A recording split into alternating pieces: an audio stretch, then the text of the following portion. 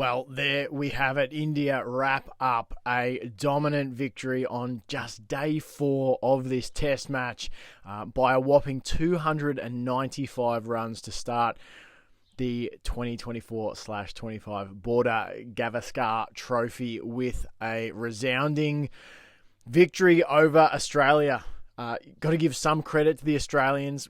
I sort of joked at the close of day 3, how long would day 4 last? Would the Aussies manage to make it to lunch? They did a lot better than that. They made it to probably, 10, 15 minutes after tea before finally going out. Maybe it's more like half an hour. I don't know. Anyway, it all came to a conclusion in the final session of day 4. Australia bowled out.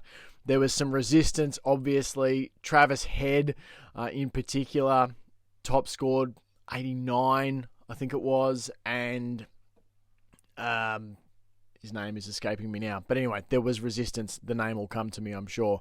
But there was resistance from Australia, but it was far too little, far too late. Steve Smith was the other one who hung around quite a bit, and Carey at the end as well. Mitch Marsh had a little bit of a go. There were a few players who got starts. Travis Head, the best of all of them, obviously, but this was a match dominated pretty much after, day 1. You could have looked at the first 2 sessions where Australia bowled India out for 150 as being Australia's sessions. And thereafter, it's really hard. I mean, you would have to, tilt your head at a funny angle and sort of squint to see a session that you could go, oh, well, that one was probably Australia's. After those opening 2 sessions, India just took control of the match, and it was Jasprit Bumrah with the ball that really bent the game to his will. He fashioned an opening for India that Jaiswal and KL Rahul and then Virat Kohli stormed through. Some nice hitting too from Kumar Reddy late in the Indian second innings.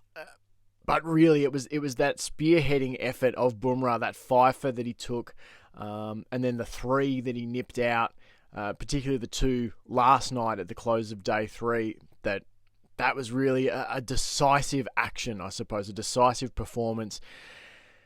And credit to India. I mean, what more can you say? I said on Blue Sky, this was a game where India found all the answers with bat, with ball, and Australia, they only discovered questions, and they're questions that are going to linger for the next week and a half to Adelaide because, it's going to be difficult to find answers at short notice. And cricket can change quickly.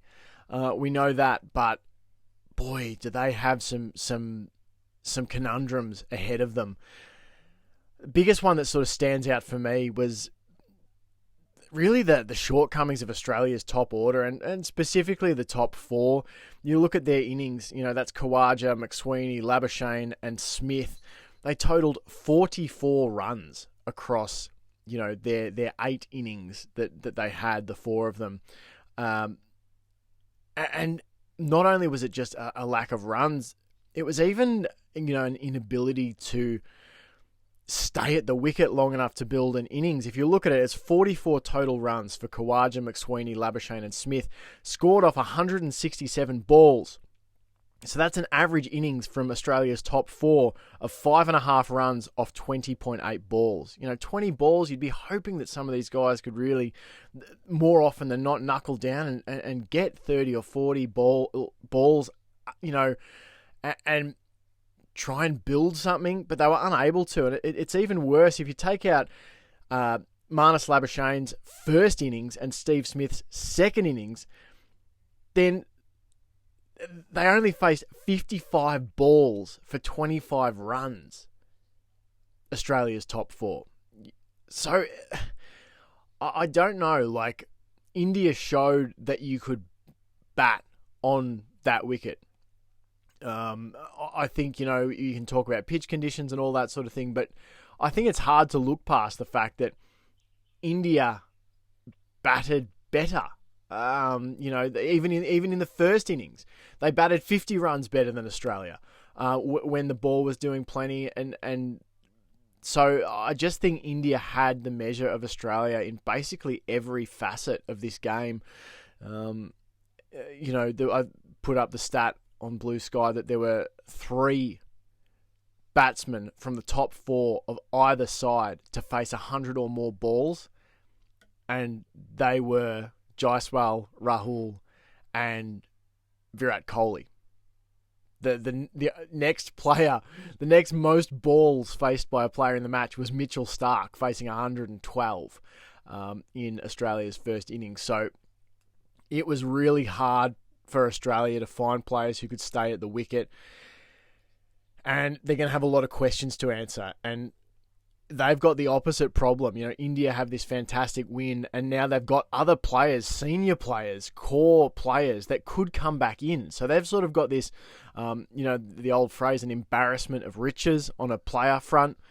Australia are, almost the opposite. They've got selection issues. They've got gaps that probably need to be filled, and there's probably not anyone absolutely,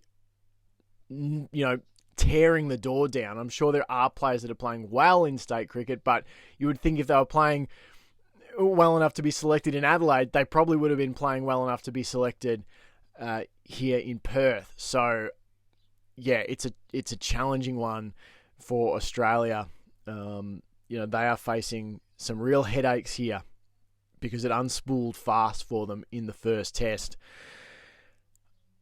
I want to say that I want to talk about man of the match here.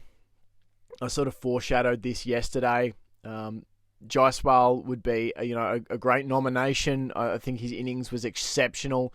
But to me, he built on a platform that was created for him by the bowling of Jasprit Bumrah in the first innings. Without that fifer, if India don't nip them out like they did, and he didn't just get, the easy wickets. He was the one, causing havoc for that top order of Australia in the first innings, in the second innings. He was just exceptional. To me, he was the difference-making player between the two sides. Absolutely takes nothing away from what Jaiswal did with the bat. That was simply stunning and a brilliant innings to observe and luxuriate in. And a tip of the cap, obviously, to the gritty efforts of Rahul, the pinch hitting from Kumar Reddy, the century from Virat Kohli. But I don't know, I can't look past Jasprit Bumrah, 8 for 72 across the match. He, for me, is the man of the match.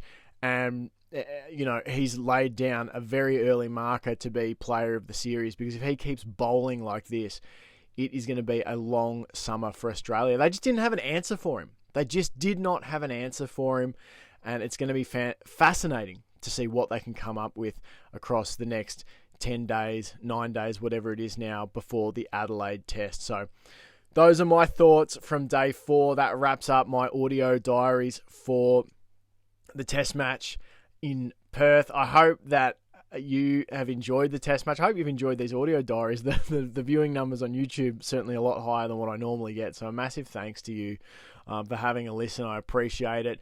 And yeah, I'll definitely try and do some more for the Adelaide test and the rest of the series.